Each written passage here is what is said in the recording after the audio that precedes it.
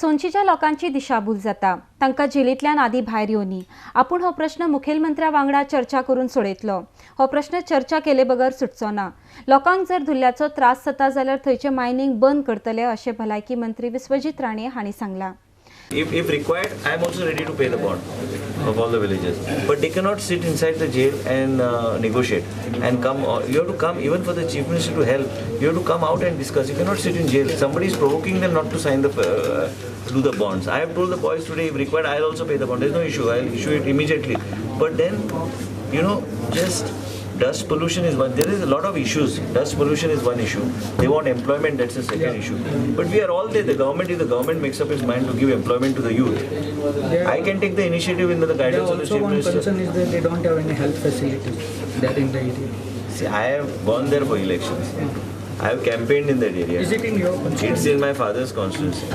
I have personally campaigned. I know each and every all these people. My ex-punch is also in jail, which I was not aware of. I was told only in the morning. And I have spoken to Honorable Chief Minister. He has said, ask them to see. They have to also come out. They can't say we will not fulfill all the demands. Others we are not coming out. That should not be the approach. I think somebody is provoking them. It's not right. It's important that they come out, and we are all there to support them and sympathize with all their needs and what their requirement. But they cannot blackmail the government by sitting in jail. मजगती पर्यावरण मोगी रमेश गांवस हांणी Valpoi police स्थानकाचेर मोर्चाक बशिल्ल्या लोकांक आपलो तेंको दिला। सोंचीच्या लोकांक तांचो अधिकार मेळपाक जाय म्हूण तांणी आपल्या उलोवपांत मागला।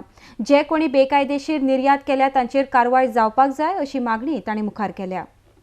आमचे म्हणणे आसा की भारतीय घटनेच्या आधाराचेर प्रत्येक माणसाचो जो अधिकार आसा, व्यक्ती म्हणूनचो अधिकार आसा, freedom to live, freedom to speak आणि फ्रीडम टू स्ट्रगल, ह्या सगळ्या गोष्टींचो हे प्रतीक म्हणजे सोंचीचो लढो आसा।